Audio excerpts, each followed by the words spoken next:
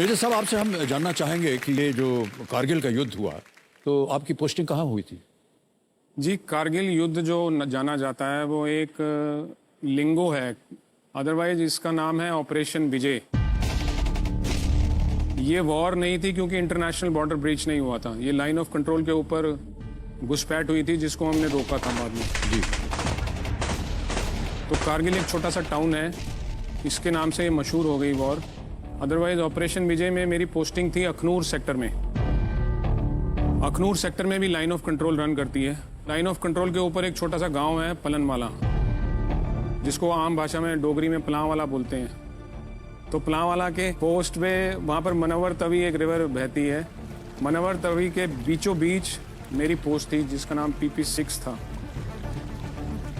और हमारी जो पोस्ट थी वो दुश्मन की पोस्ट से 80 मीटर दूर थी।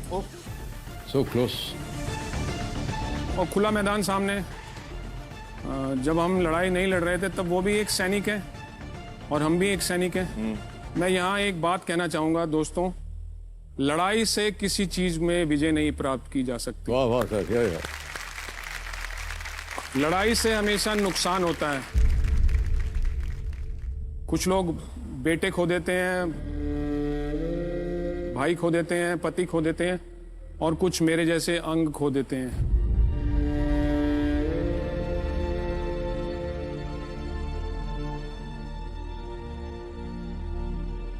जीतना है तो प्यार से जीतो यार।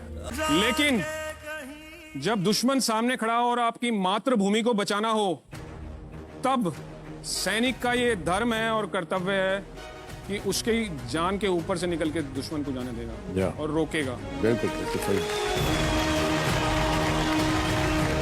तो भले ही लड़ाई शुरू होने से पहले हम आपस में बात करते रहते थे और वो पूछते थे, अरे भैया आज तो बड़ा हुड़दंग मचा रखा है। हाँ, लोहड़ी है, मनाएंगे क्यों नहीं, तुमने मिठाई खानी है तो आ जाओ। ओह अच्छा अच्छा।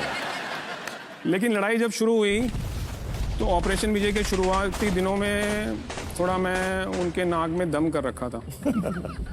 परेशान थे वो थोड़े। मेरी पोस्ट के ऊपर मैं पोस्ट कमांड कर रहा था जिसमें मेरे साथ एक JCO और 30 जवान थे।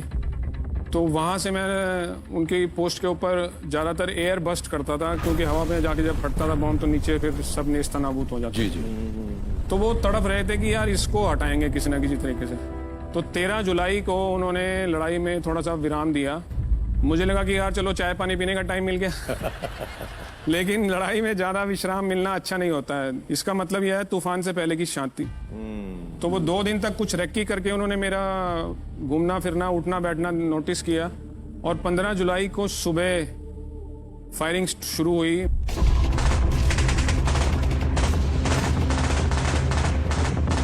मोर्टार एक वेपन होता है, उसका बॉम्ब पैराबोलिक ट्रेजेक्ट्री लेके मेरी तरफ आया, पोस्ट पे गिरा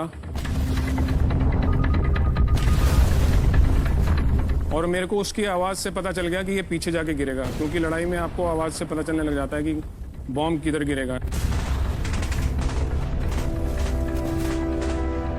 लेकिन जो आपके पास गिरता है आके, वो चुपचाप आके पूछता है फट जाऊं? तो मैंने बोला यार फट जा। बस मेरे को इतना रिएक्शन टाइम मिला था कि मैं लेट पाया। 1.5 मीटर दूर गिरा था वो बॉम्ब।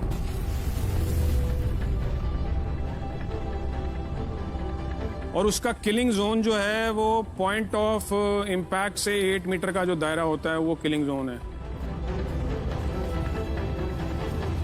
अब उन्हें क्या मालूम था कि वो भारतीय सैनिक के ऊपर अटैक कर रहे हैं, एम्युनिशन फालतू में वेस्ट कर रहे हैं अपना। तो वहां तो मैं क्षतिग्रस्त बहुत बुरे तरीके से हुआ। लहू लुहान 73 छर्रे मेरी बॉडी में अभी भी मौजूद हैं।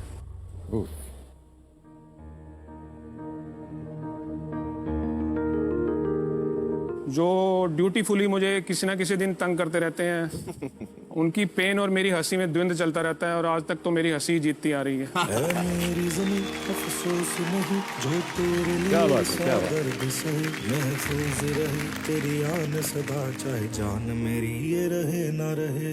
2.5 घंटे लगे थे मुझे हॉस्पिटल पहुंचने में, जो अखनूर में था। और 2.5 घंटे में बहुत लहू बह चुका था और रास्ते में कार्डियक अरेस्ट भी होने के कारण। डॉक्टर साहिबान ने जब रिसीव किया तो बोला कि भैया डेड बॉडी है, मॉर्चुरी में ले जाओ।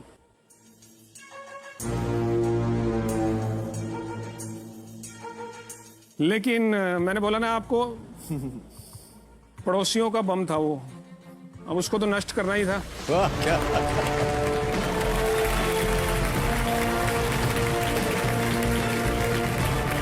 उसके बाद जो हुआ वो आप जरूर ध्यान से सुनिएगा। सब देशवासियों से हाथ जोड़ के मैं बताता हूं ये बात। मुझे नहीं मालूम कि किस किस भारतीय ने, हिंदू, मुस्लिम, सिख, ईसाई, कौन सी जात, कौन सी कास्ट, कौन सी क्रीड से थे वो, उन्होंने मुझे अपना लहू दिया, मुझे बचाया। आज ये मैं बड़े गर्व से हमेशा बोलता हूं, आज फिर से बोल रहा हूं कि मेरा जो खून है वो सच्चा भारतीय मेरी रगों में है। वाह वाह